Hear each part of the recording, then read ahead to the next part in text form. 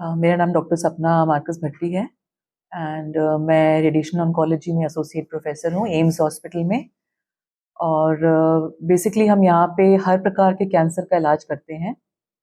यहाँ पर साडे कोल सर्जिकल ऑन्कोलॉजी, मेडिकल ऑन्कोलॉजी और रेडिएशन ऑन्कोलॉजी तीनों ही सुविधाएं उपलब्ध हैं। और यहाँ पे हर एक प्रकार के कैंसर आते हैं, बट मुख्य रूप से जो फीमेल्स में कैंसर आते हैं वो ब्रेस्ट कैंसर पहले नंबर पर है। दूसरे नंबर पर अभी भी गर्भाशय के मुंह का कैंसर है, जिसे हम सर्वाइकल कैंसर मुख्य रूप से कहते हैं।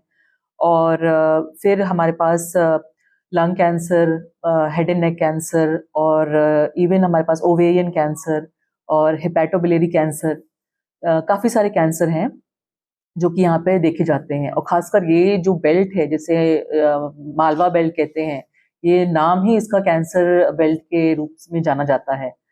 तो यहाँ पर प्रायः हम हर दिन कम से कम 5 से 6 नए कैंसर हम अपने डिपार्टमेंट अकेले में ही देख लेते हैं। तो ये काफ़ी बड़ा नंबर है जो हम देख रहे हैं। और तो हम मुख्य रूप से आज मैं बात करना चाहूँगी ब्रेस्ट कैंसर के लिए। तो ब्रेस्ट कैंसर ये फीमेल्स में नंबर 1 कैंसर है जो हर साल कम से कम सबसे ज़्यादा महिलाओं के लिए घातक साबित होता है। और 4 में से 1 महिला इसमें से पीड़ित रहती है। तो हमारी जो सारी हमारी जो कोशिश है बेसिकली वो ये है कि हम ज़्यादा से ज़्यादा इसको होने से रोकें, ना कि हम जब ये फैल जाए और इसका ट्रीटमेंट करें तब इसको हम बहुत ज़्यादा इसमें कोई चेंज ला नहीं सकते हैं। ट्रीटमेंट ठीक है, काफ़ी हद तक मदद करता है इसको रोकने में या इससे बचाव में, लेकिन जो इसका प्रथम चरण है जब ये होता है, इवन फर्स्ट स्टेज से पहले, जिसे हम कहते हैं प्रिवेंशन, बेसिकली हमारे डिपार्टमेंट का यही मोटो है कि prevention is the best cure.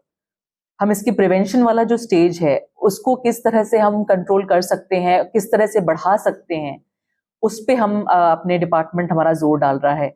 तो जिसका हमने लॉन्च शुरू किया है कल वर्ल्ड कैंसर डे से, जहाँ पे हमारा एक निशुल्क ब्रेस्ट स्क्रीनिंग कैंप लग रहा है, जिसमें हम ज़्यादा से ज़्यादा लेडीज़ को निशुल्क ब्रेस्ट स्क्रीनिंग कैंप करवा रहे हैं, 25 साल से ज़्यादा उम्र की लेडीज़ को। और हमारा पूरा डिपार्टमेंट उसमें इन्वॉल्व है।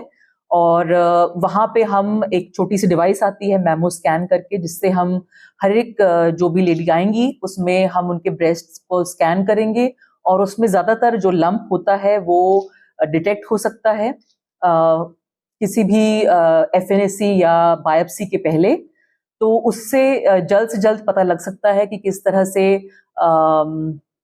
हम पकड़ सकते हैं बीमारी होने से पहले। तो ये एक तरीका है बीमारी को कम करने का, बीमारी को रोकने का। दूसरा तरीका है कि घर में हम किस तरह से इससे बचाव कर सकते हैं। जो लेडीज या जो माताएं हमारी गांव में बैठी हैं या जो यहाँ पे आने से शर्माती हैं, जो नहीं आ सकती, वो कैसे रोक सकती हैं घर में बैठे ही, उसके भी कुछ तरीके हैं।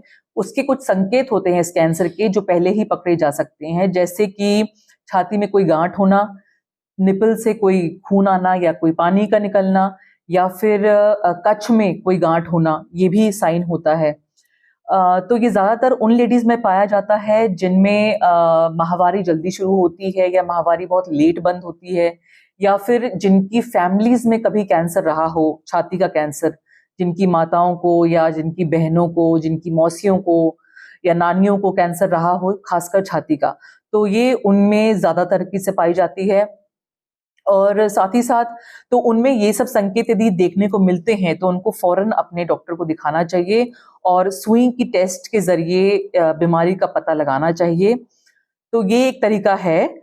और घर में वो खुद अपने छातियों को ये 4 उंगलियों से पैल्पेट करके, मतलब दबा कर देख सकती हैं चारों तरीके से। जैसे सुई की घड़ी होती है, जिससे घड़ी होती है और सुई घूमती है उसमें, उसी प्रकार चारों तरीके से ये घुमा के अपने हाथ को फेर कर चंगी तरह वो देख सकती हैं नहाते वक्त। और यदि किसी प्रकार की उनको गांठ लगती है उसमें, तो वो उसको अपने डॉक्टर को या आंगनवाड़ी नर्स को या उनके हमारे कुछ सेंटर्स भी हैं गांव में, जैसे कि बादल में है और आसपास के गांवों को भी एम्स ने गोद लिया हुआ है, तो उस गांव को देख सकती है, उस गांव के डॉक्टर को दिखा सकती है और वो हमारे पास में रेफर कर देंगे ताकि हम उसका इलाज कर सकें।